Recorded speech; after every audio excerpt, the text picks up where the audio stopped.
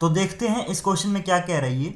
The ages of two friends Annie and Biju differ by 3 years. Okay, तो ये question है ना हमारा एजेस वाला है, जिसके अंदर हमें एज दे रखी है।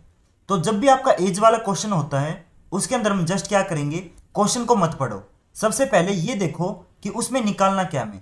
तो इसके अंदर हमें क्या निकालना है, find the ages of Annie and Biju. इसके अंदर हमें एनी की और बीजू की एज निकालनी है। तो जो चीज निकालनी है उसको क्या करेंगे, लेट करेंगे। तो यहां पे मैं क्या लिखूंगा, let the age of Annie. Annie की एज को मान लो एक्स, यानी कि एनी मान लो एक्स साल का है। सेम उसी तरीके से बीजू की एज को भी मैं लेट कर लूंगा, let the age of Biju, और बीजू की एज को मान लो वाई। तो एनी हमारा एक्स साल का है, बीजू हमारा वाई साल का है। तो जो चीज हमें निकालनी है उसको मैंने लेट कर लिया। अब इसके बाद हम क्वेश्चन पढ़ेंगे। तो देखो क्या बोला गया था, the ages of two friends Annie and Biju differ by 3 years. Okay, तो देखो यहां पे एक वर्ड है डिफर। डिफर का मतलब क्या होता है, सब्ट्रैक्शन। मान लो अगर कहीं पे ये लिखा हो कि किसी भी दो चीज का टोटल 10 है, तो आप समझ जाओगे कि इन दोनों चीजों को ऐड करेंगे तो 10 आएगा। सेम उसी तरीके से डिफर वर्ड का मीनिंग क्या होता है, सब्ट्रैक्शन। तो अगर आपको कहीं पे डिफर वर्ड दिख जाए तो आप समझ जाना कि वहां पे क्या करना है, सब्ट्रैक्शन करना है। तो देखो यहां पे किस चीज का सब्ट्रैक्शन होगा, the ages of two friends Annie and Biju differ by 3 years, यानी कि एनी की एज और बीजू की एज का डिफरेंस हमें 3 दे रखा है। जैसे कहीं पे अगर दो चीजों का टोटल 10 है, यानी कि उन दोनों चीजों को ऐड करेंगे तो 10 आएगा। वैसे ही अगर किसी दो चीज का डिफरेंस 3 है तो उनको सब्ट्रैक्ट करेंगे तो 3 आएगा। आइए चीज समझ।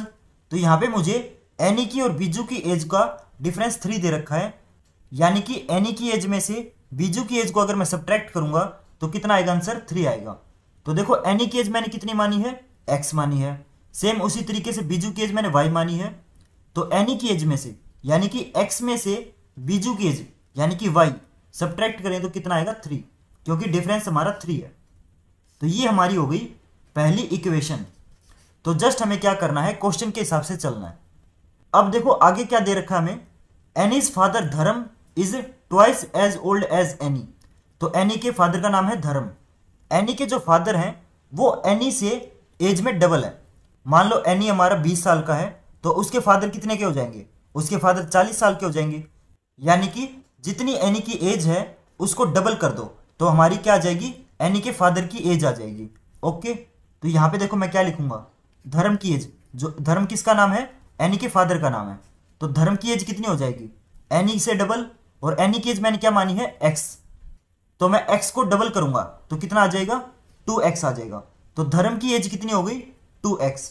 आई ये चीज समझ आपको। अब आगे देखो हमें क्या दे रखा है, Biju is twice as old as his sister Kathy. तो जो बीजू है वो अपनी बहन से एज में डबल है। अगर केथी 10 साल की है तो बीजू की एज कितनी हो जाएगी, 20 साल की। आई ये चीज समझ आपको। तो यहां पे मैं लिखूंगा कि केथी की एज को अगर मैं 2 से मल्टीप्लाई कर दूं यानी कि डबल कर दूं तो मेरी क्या आ जाएगी, बीजू की एज आ जाएगी। क्लियर यहां तक। तो ये चीज हो गई। अब आगे देखो क्या लिखा हुआ है कि the ages of Kathy and Dharam differ by 30 years. तो देखो यहां पे भी आपका डिफर वर्ड है। तो डिफर देखते ही क्या समझोगे आप कि वहां पे सब्ट्रैक्शन करनी है। तो किस किस की एज को सब्ट्रैक्ट करना है मुझे, कैथी की एज को और धर्म की एज को। तो देखो धर्म की एज तो मैंने निकाल ली जो कि है 2x, लेकिन कैथी की एज नहीं निकाली मैंने। तो कैथी की एज निकालने के लिए मैं क्या करूंगा, इस इक्वेशन का यूज करूंगा। तो कैथी की एज निकालने के लिए इस 2 को मैं राइट साइड भेज दूंगा तो कैथी की एज आ जाएगी। तो कैथी की एज कितनी है, कैथी की एज हो जाएगी बीजू की एज का हाफ, क्योंकि बीजू की एज को अगर 2 से डिवाइड करेंगे तो हमारी कैथी की एज आ जाएगी। तो यहां पे मैं लिखूंगा कैथी की एज। तो कैथी की एज किसके इक्वल है, बीजू की एज को अगर 2 से डिवाइड कर दूं तो कैथी की एज आ जाएगी। और बीजू की एज को मैंने क्या ऐड किया है, वाई। तो वाई को मैं 2 से डिवाइड करूंगा। तो देखो मेरी धर्म की एज भी आ गई और कैथी की एज भी आ गई। और क्वेश्चन में क्या बोला गया है कि कैथी की एज का और धर्म की एज का डिफरेंस कितना है, 30। तो आपको पता है सब्ट्रैक्शन हमेशा बड़े में से छोटे का होता है। तो देखो धर्म तो फादर है, तो फादर की एज बड़ी होती है हमेशा।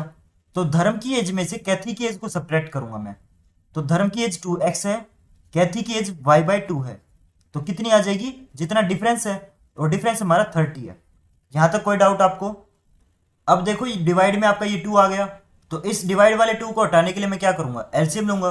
तो 2x के नीचे बाय में 1 है, तो एलसीएम कितना आ जाएगा, ये एलसीएम आ जाएगा बाय में 2 इक्वल टू 30, और ऊपर कितना आ जाएगा 4x माइनस वाई आ जाएगा, और ये 2 आपका डिवाइड में है, उधर जाके मल्टीप्लाई हो जाएगा।